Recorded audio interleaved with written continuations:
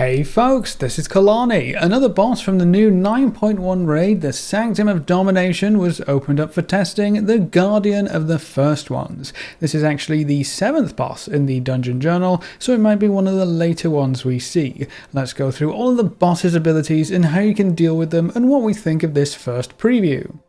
This boss has quite a lot going on, though I think once you get used to the dance, things will become much easier. I also think this boss relies a lot on manipulating timings of abilities to avoid some nasty overlaps, which I'll talk a bit more about after we look through all of their abilities.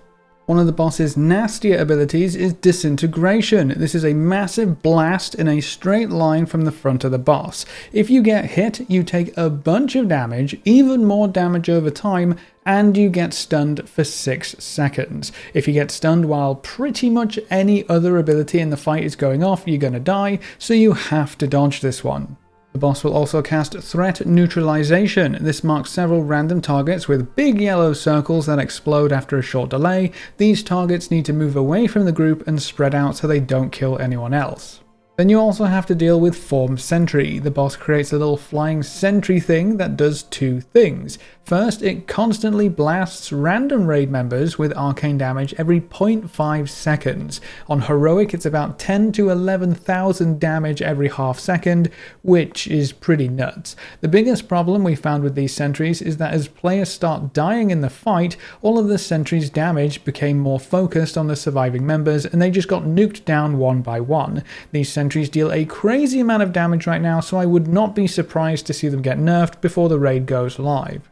The other annoying thing these sentries do is float around the room, seemingly at random. That's a problem because of their suppression field. If you're stood underneath a sentry, you take damage and you will be pacified, so you can't do anything at all. If the sentry lazily decides to randomly move over your raid, everyone will have to dodge, otherwise they'll get silenced, and they're gonna have to keep dodging until the sentry decides to go somewhere else. For anyone with long channel or cast times, or for anyone who really needs to stay still to get something done, you know, druids using Tranquility or priests using Divine Hymn, any caster who uses their big cooldowns and needs to get a lot of casts off, you just kind of need to hope that the sentries never decide to come over to you during your big abilities.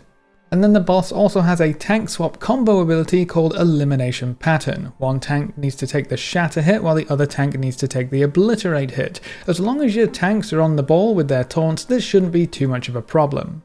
Now, the unique aspect of this fight is tied to the 3 crystals around the encounter area and the boss's energy level. The boss loses energy over time, and when it hits 0, they start using Purging Protocol. This deals a large amount of raid-wide damage and increases the damage of future Purging Protocols by 100%. Obviously, you don't want the boss to use this ability too many times, otherwise it's going to one-shot your raid, so you need to get the boss's energy level back up.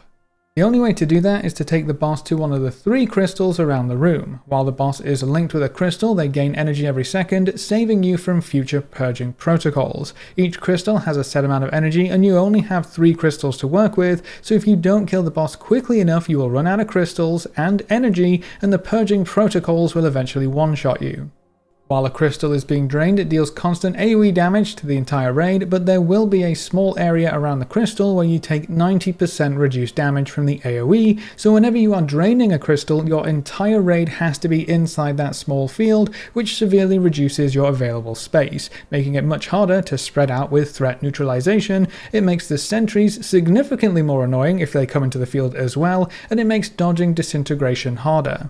And then when a crystal has been fully drained, it explodes in a Meltdown. This deals a massive amount of damage within 15 yards of the crystal and a lower amount of damage to the entire raid if they're further than 15 yards away. So as soon as that crystal starts to blow, your entire raid needs to move away.